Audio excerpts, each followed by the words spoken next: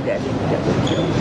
Tapi udah ada pembicaraan Komunikasinya udah ada, selalu berkomunikasi dari sejak selesai pemilu, selalu berkomunikasi. Untuk perlu ada komunikasi, saya udah berkali-kali bertemu dengan Pak Prabowo.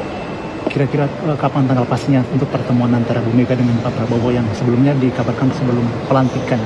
Nanti dalam waktu yang secepat-cepatnya dengan waktu yang setepat-tepatnya. Ya, itu tadi lagi-lagi sinyal yang dilontarkan oleh Puan Maharani mengenai apakah kemungkinan ada PDIP merapat ke pemerintahan Prabowo. Jawabnya insya Allah. Nah, tanggapannya nih Ketua Umum Partai Gerindra sekaligus Presiden terpilih Prabowo Subianto kemudian juga merespon nih soal kapan pertemuan dirinya dengan Ketua Umum PDIP Megawati Soekarno Putri akan terjadi. Prabowo pun menjawab pertanyaan wartawan kepada dirinya soal kapan pertemuan dengan Megawati selaku Ketua Umum PDI Perjuangan. Prabowo hanya menjawab singkat, mudah-mudahan insya Allah, sambil tersenyum tanpa memberikan keterangan lebih lanjut lagi. Akan berlangsung Pak pertemuan dengan Bu Mega?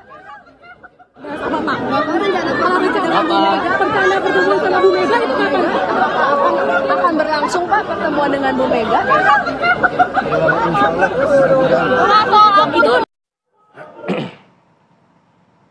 Ya, langsung saja kami ajak pemirsa untuk berdialog mengenai ini ya, PDI Perjuangan yang rencananya akan merapat ke pemerintahan Prabowo Gibran. Sudah ada bergabung bersama kami di studio Mas Ahmad Khairul Umam, analis politik Universitas Paramadina Jakarta. Selamat pagi Mas Umam. Pagi Mbak. Pagi Sehat Mbak. ya Mas ya?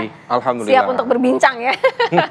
Kemudian sudah melalui daring atau Zoom ada Mas Aryo Seno Bagaskoro, politisi PDI Perjuangan. Selamat pagi Mas Seno.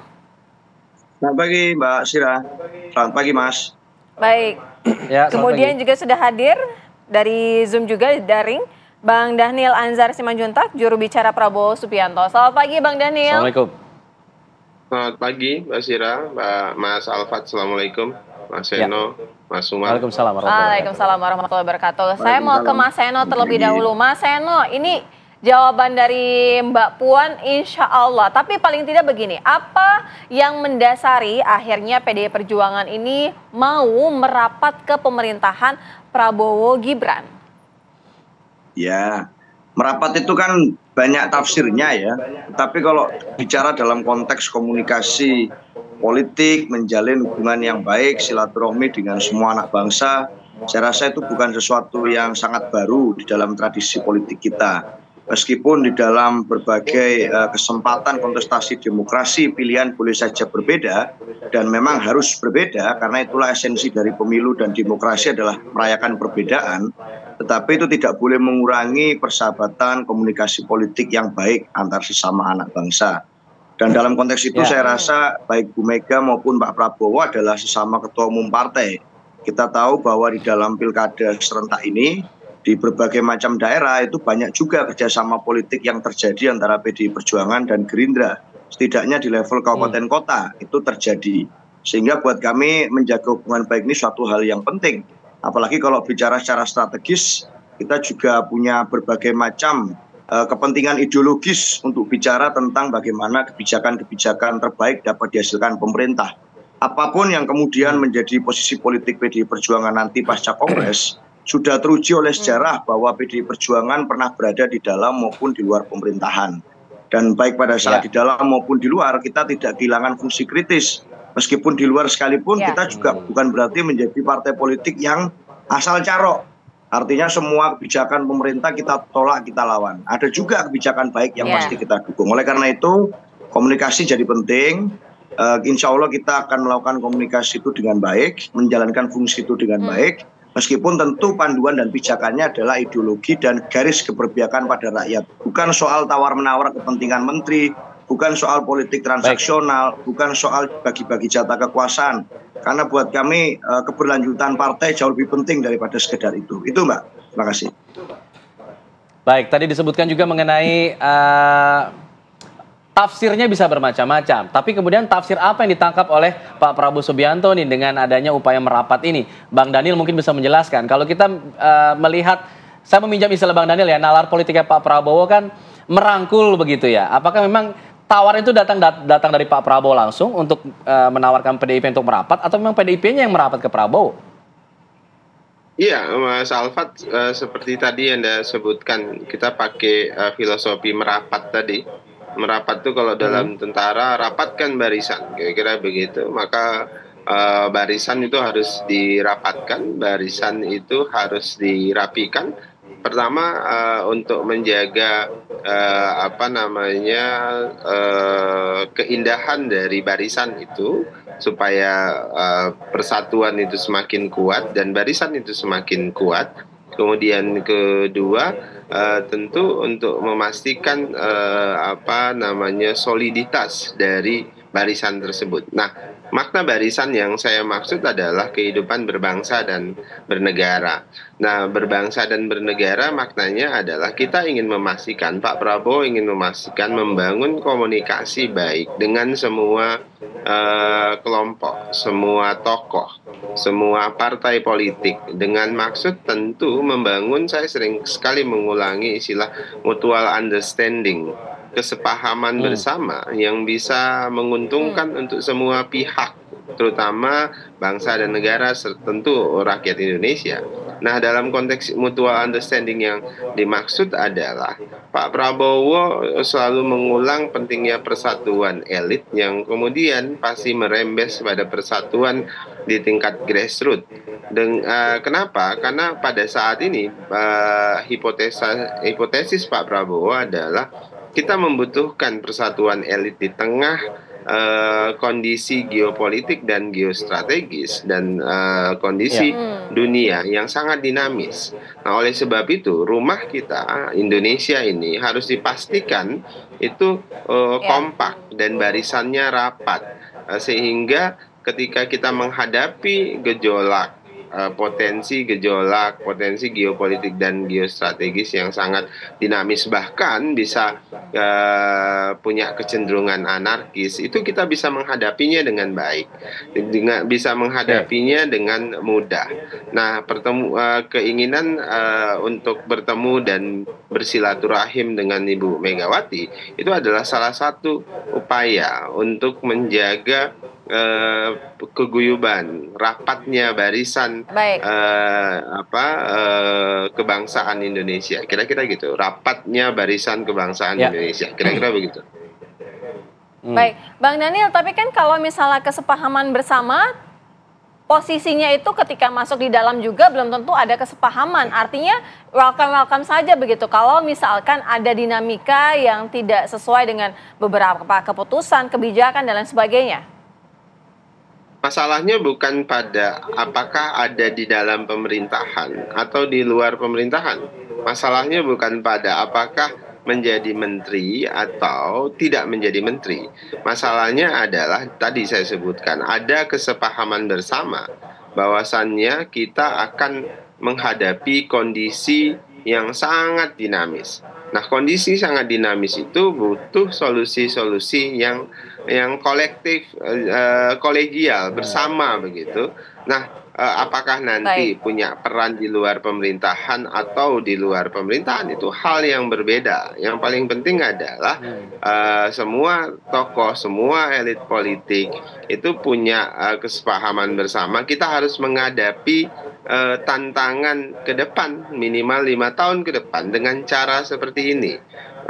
Bu Mega bisa mendukung dengan cara beliau, Pak Prabowo mengerjakan apa yang harus beliau kerjakan, kelompok-kelompok lain juga melakukan hal yang sama. Ini kan tarian yang memang harus diorkestrasikan dengan baik, dengan indah, sehingga terjadi harmoni yang kita sebut dengan persatuan itu.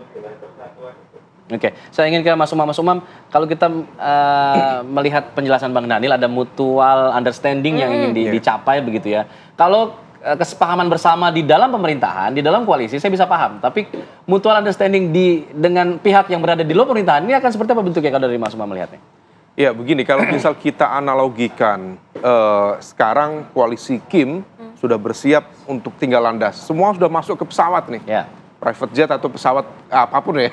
Nah, ini tinggal menunggu PDIP. Dalam konteks ini, soliditas Kim tentu sudah dirapatkan. Tetapi apakah nanti akan PDIP masuk dalam pesawat atau tidak, itu pilihan PDIP. Tetapi kalaupun kemudian PDIP tidak masuk dalam pesawat, belum tentu PDIP tidak nitip bagasi. Artinya dalam konteks negosiasi, kompromi dan juga proses komunikasi politik jangka dekat, kalaupun kemudian PDIP tidak masuk dalam kekuasaan, maka kalkulasi kepentingannya akan tetap terjadi. Nah, oleh karena itu, apapun, ini bicara tentang konteks kekuasaan tentu sangat luas.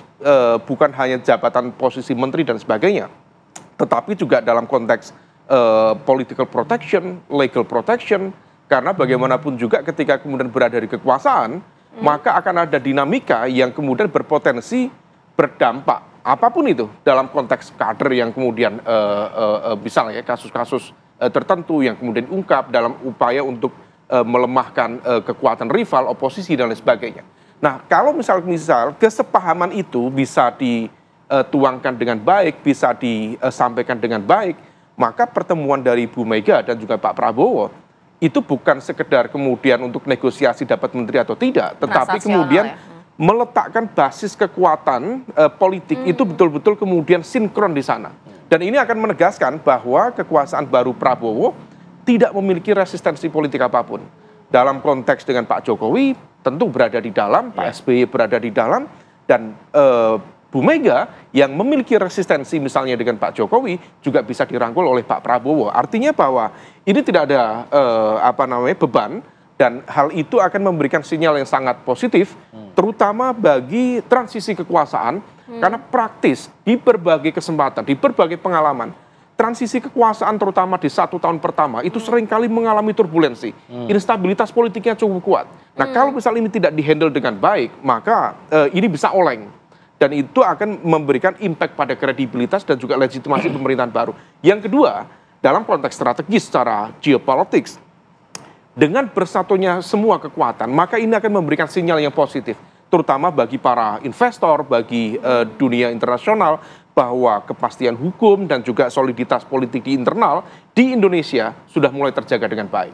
Tetapi kalau misal kemudian akhirnya PDIP bergabung ya dengan pemerintahan, ada 2 hal setidaknya. Pertama, bahwa PDIP berpotensi kehilangan tadi basis pemilih loyal yang dalam konteks ini akan ada selalu segmen kelompok yang tidak suka, tidak sependapat dengan pemerintah. Ingin oposisi ya? Yang ingin tetap oposisi. Kalau misal kemudian itu dilepaskan, tentu kalkulasi elektoralnya menjadi agak riskan. Nah, kemudian yang kedua, dalam konteks lokal, dalam konteks nasional dan juga local good governance, maka praktis dari 8 partai yang ada di Senayan, maka tidak ada kekuatan yang menjalankan fungsi dalam konteks check and balances. Dan rumus ya, saya pikir Acton itu bilang power tends to corrupt, absolute power corrupt absolutely, itu bukan jargon, itu betul-betul rumus. Kalau misal kemudian proses kekuasaan tidak ada mekanisme check and balances, itu kalau dalam bahasanya Mas Daniel itu fakta dirusaah itu, tinggal menunggu waktu. Ketika kemudian tidak ada check and balances, maka dia akan memiliki cara pandang yang monolitik. Ketika monolitik terjadi, maka kemudian bisa semau-maunya. Ini yang tidak produktif. Itu nanti kita dalami ya, Mas Umam ya. Usai jeda kita akan dalami bersama dengan Mas Seno dan juga Bang Daniel. Usai jeda, kami segera kembali. Kita lanjutkan dialog, saya ingin ke Mas Seno. Mas Seno, ada yang menarik tadi sempat disampaikan oleh Mas Umam. Ada 2 hal, yaitu di mana PDI Perjuangan ini juga bisa saja kehilangan dari para pendukung loyalnya yang memang masih menginginkan bahwa PDI Perjuangan itu berada di posisi oposisi begitu. Kemudian juga ada mengenai check and balances dari government yang tidak berjalan jika PDI Perjuangan ini memang benar-benar berapat. Bagaimana Mas Seno melihatnya? Ya, faktanya kan belum ada Mbak pembicaraan sama sekali mengenai apakah kami akan bergabung secara resmi atau tidak dengan pemerintahan yang akan datang. Tetapi bahwa komunikasi itu penting, itu menjadi titik temu poin dari apa yang menjadi pembahasan kita selama beberapa minggu terakhir ini. Faktanya juga pada saat pilkada, di berbagai pilkada yang sangat etalase politik gitu ya, mencerminkan etalase politik di Pulau Jawa, PDI Perjuangan kan berani mengusung calon sendiri. Berbeda dengan arus mainstream lainnya yang kemudian harus bersama dengan kerjasama politik besar, kami mengusung nama-nama kader kami sendiri. Artinya sikap demi sikap yang kami tunjukkan pasca Pilpres sejauh ini tetap konsisten dengan apa yang menjadi poin kami pasca Pilpres kemarin. bahwa pertemuan dengan Oke. Pak Prabowo itu satu hal yang menarik, yang ditunggu oleh banyak orang, yang diantisipasi Ya. oleh publik. Kita akui bahwa memang perlu komunikasi antar tokoh bangsa, antar negarawan untuk bisa memastikan spektrum ideologi dari arah politik kita ke depan itu tetap sama. Apalagi kan kemarin juga TAP MPR tentang Bung Karno juga sudah dihapuskan oleh MPR. Artinya ada satu optimisme bahwa nilai-nilai ajaran ideologi yang kami percaya selama ini itu bisa menjadi satu haluan Oke. bangsa ke depan. Dan itu perlu proses komunikasi dengan banyak pihak. Tetapi bukan serta-merta lalu kita akan semuanya lalu melakukan fungsi pragmatis, fungsi transaksional di dalam komunikasi tersebut. Karena buat kami seperti yang sering dikatakan oleh Ketua Umum, bahwa garis politik dan kebijakan PDI Perjuangan adalah keberpihakan pada rakyat. Perlu ada mekanisme di sana, sehingga kami sebutkan berulang kali. Ada mekanisme kongres, ada bagaimana menyerap aspirasi dari publik, dari akar rumput, dari kader, termasuk pertimbangan kontemplatif dari Ketua Umum yang akan menjadi pijakan nantinya dalam bagaimana kami mengambil keputusan terkait posisi politik PDI Perjuangan. Jadi ini masih panjang, pertemuan demi pertemuan tentu tidak bisa serta-merta menentukan posisi politik PDI Perjuangan, tetapi bahwa kami perlu untuk berbicara dengan banyak pihak, kami perlu untuk menjalankan tugas negara, bagaimanapun PDI Perjuangan masih adalah pemenang pemilu legislatif, itu menjadi satu hal yang harus untuk berbicara dengan banyak pihak. Poinnya di Mas sana. Seno. Oke, kalau tadi dikatakan Mas Seno bilang komunikasi itu penting, tidak melulu soal transaksional di dalam pemerintahan. Tapi tadi Mas Umam juga mengatakan jangan-jangan bisa jadi ada PDIP mengincar ada legal protection atau political protection di situ agar kemudian tadi Mas Seno juga sempat mengatakan keberlangsungan partai menjadi hal yang utama bagi PDIP. Ya, analogi Mas Umam tadi kan cocok ya, gimana ini mau lepas landas, mau naik pesawat, tapi pakai pesawat jenis apa? Kalau saya melihatnya kan ini pesawat jangan-jangan ini udah super Airbus ini, Mas. Artinya kan ini sudah Airbus, pesawat gede, ya toh, isi yang menumpang juga banyak. Jangan-jangan kalau terlalu banyak yang menumpang malah nanti kritik publik adalah jangan-jangan nanti kelebihan muatan ini kalau terlalu banyak yang naik di Airbus tersebut. Maka dari itu harus dipertimbangkan betul bagaimana nanti apa yang menjadi konteks dalam pemerintahan ke depan. Persatuan menjadi satu hal yang penting yang kita percaya iya. Bahwa di dalam Pancasila kita percaya ada sila ketiga persatuan Indonesia iya. Tetapi membaca Pancasila itu kan harus satu kesatuan dari kanvas. Artinya persatuan Indonesia itu baru akan berlangsung kalau kerakyatan yang dipimpin oleh hikmat kebijaksanaannya juga berlangsung. Artinya demokrasinya berlangsung dengan baik. Jangan sampai persatuan kita utamakan, persatuan para tokoh, persatuan elit kita utamakan, tetapi bicara tentang nilai kerakyatan, bicara tentang nilai demokrasi, publik banyak mengkritik di sana. Saya rasa itu Pancasila yang kita sepakati menjadi tidak paripurna kalau hanya salah satu sisi. Itu Mas dan Mbak. Baik. Bang Daniel, ada yang menarik disoroti oleh Mas Umam tadi. Ini ada bisa terjadi monopolik, kemudian juga check and balances-nya tidak berjalan jika memang semua ini terangkul dengan baik. Bang Daniel.